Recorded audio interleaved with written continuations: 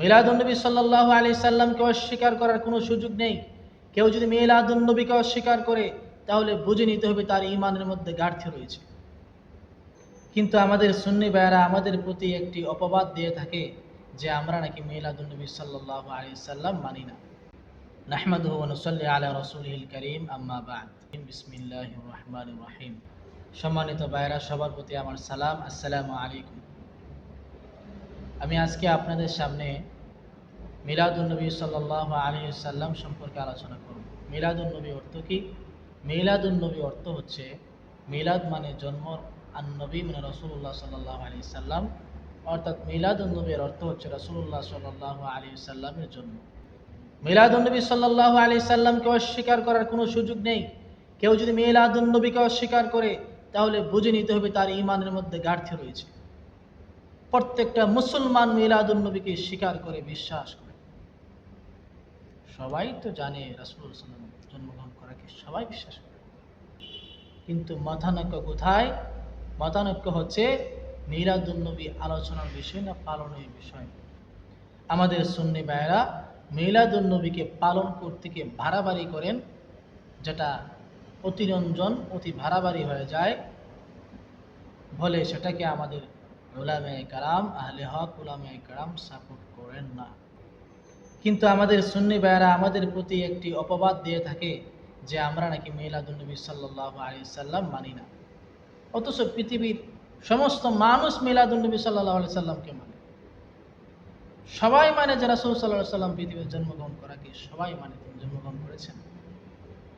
জন্মগ্রহণ, রাসূল সাল্লাল্লাহু আলাইহি সাল্লামের জন্ম হওয়ার ব্যাপারে কারো কোনো দ্বিমত নাই, সন্দেহ নাই, অবিশ্বাস নেই। পার্থক্যটা হচ্ছে মিলাদুন্নবী পালন করা নিয়ে, পালন করার মধ্যে পার্থক্য। মিলাদুন্নবী নিয়ে বাড়াবাড়ি করা যাবে না। আমাদের লক্ষ্য করতে হবে যে রাসূল সাল্লাল্লাহু আলাইহি সাল্লাম ওনার জন্মের দিনটাকে কিভাবে পালন করেছেন। আমরা যদি রাসূল সাল্লাল্লাহু আলাইহি সাল্লামের জিন্দেগি তালাশ করি যে তিনি ওনার জন্মের তারিখে কি করেছেন, তাহলে আমরা দেখতে পাবো মুসলিম শরীফের হাদিস আবু কতাদা রাদিয়াল্লাহু তাআলা আনহু থেকে বর্ণিত। তিনি বলেন, সুইলা রাসূলুল্লাহ সাল্লাল্লাহু আলাইহি সাল্লাম আন সাওমিল ইসনাইন ফাকালা ফীহি ওয়ালিদতু ওয়া ফীহি উনজিলা আলাইয়া।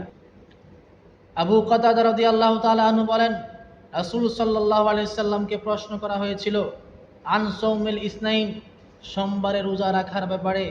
অর্থাৎ রাসূল সাল্লাল্লাহু আলাইহি সাল্লামকে জিজ্ঞাসা করা হয়েছিল, আপনি সোমবারে কেন রোজা রাখেন? উত্তরে রাসূল সাল্লাল্লাহু আলাইহি সাল্লাম বলেন, ফীহি বুলিতু ওয়া ফীহি উনজিলা আলাইয়া। রাসূল সাল্লাল্লাহু আলাইহি সাল্লাম উত্তরে বলেন, ফীহি বুলিতু, তিনি বলেন এই সোমবারে আমি জন্মগ্রহণ করেছি, ওয়া ফীহি উনজিলা আলাইয়া, এবং এই সোমবারেই আমার প্রতি সর্বপ্রথম কুরআন নাজিল করা হয়েছিল, তাই আমি শুকরিয়াতান প্রতি সোমবারে রোজা রাখি। সুতরাং আমরা যদি রাসূল সাল্লাল্লাহু আলাইহি সাল্লামের জিন্দেগি তালাশ করি, তাহলে আমাদের উচিত রাসূল সাল্লাল্লাহু আলাইহি সাল্লামের জন্মের দিনে, জন্মের তারিখে রোজা রাখা। কিন্তু আমি যদি আপনাকে বলি যে আপনি রাসূল সাল্লাল্লাহু আলাইহি সাল্লাম যেভাবে তার জন্ম তারিখ পালন করেছেন সেভাবে পালন করেন, অর্থাৎ ইবাদতের মাধ্যমে, রোজার মাধ্যমে, নফল ইবাদতের মাধ্যমে আপনি আল্লাহর কাছে শুকরিয়া আদায় করেন, কিন্তু আপনি তো মানবেন না। আপনি যুক্তি নিয়ে আসবেন, আপনি বলবেন যেই নবী করিম সাল্লাল্লাহু আলাইহি সাল্লামের উম্মত হওয়ার জন্য পূর্ববর্তী নবীগণ আফসোস করেছেন, সেই নবীর আগমন ঘটা এবং সেই নবীর উম্মত হওয়া আমাদের জন্য অত্যন্ত আনন্দের বিষয়। সেই সুবাদে আপনি আনন্দ প্রকাশ করছেন, কিন্তু আনন্দ প্রকাশ করতে গিয়ে বাড়াবাড়ি করছেন। আমি বলি কি, রাসূল সাল্লাল্লাহু আলাইহি সাল্লামের জন্মের তারিখ পালন করতে গিয়ে বাড়াবাড়ি করা যাবে না, মধ্যম পন্থা অবলম্বন করা উচিত। উদাহরণস্বরূপ আমি আপনাকে বলি, এক ব্যক্তিকে সংবাদ দেওয়া হলো যে তোমার বাইগনা দুনিয়াতে আগমন করেছে। ব্যক্তিটি এই সংবাদটি শোনার পর অত্যন্ত আনন্দিত হলেন, কিন্তু একই দিনে কিছুক্ষণ পর আবার একটি দুঃসংবাদ আসলো। তাকে খবর দেওয়া হলো যে তোমার ভাতিজা ইন্তেকাল করেছে, দুনিয়া থেকে বিদায় নিয়েছে।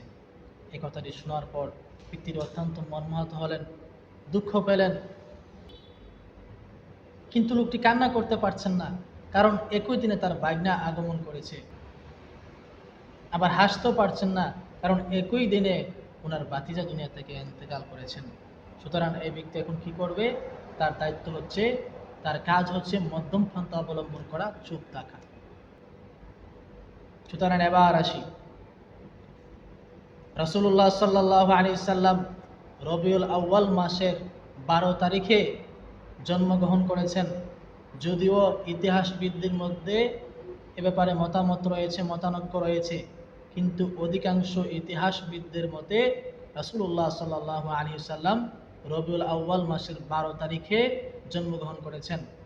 কিন্তু এ ব্যাপারে সবাই একমত, কোনো মতামত নেই, দ্বিমত নেই যে রাসূল সাল্লাল্লাহু আলাইহি সাল্লাম রবিউল আউয়াল মাসের 12 তারিখে দুনিয়া থেকে বিদায় নিয়েছেন, যেটা মুসলমানদের জন্য অত্যন্ত দুঃখজনক, মর্মাহত দিন যে রাসূল, আমাদের নবী, আমাদের বিশ্ব নবী রাহমাতুল লিল আলামিন দুনিয়া থেকে বিদায় নিয়েছেন।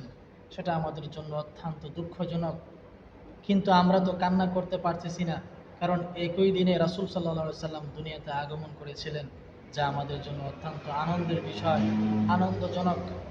তাই আমরা কি করব? আমরা মধ্যম পন্থা অবলম্বন করব, অতি বাড়াবাড়ি করব না। ঈদ এ মিলাদুন্নবী নামে জশ্নে জুলুস পালন করতে গিয়ে বাড়াবাড়ি করব না।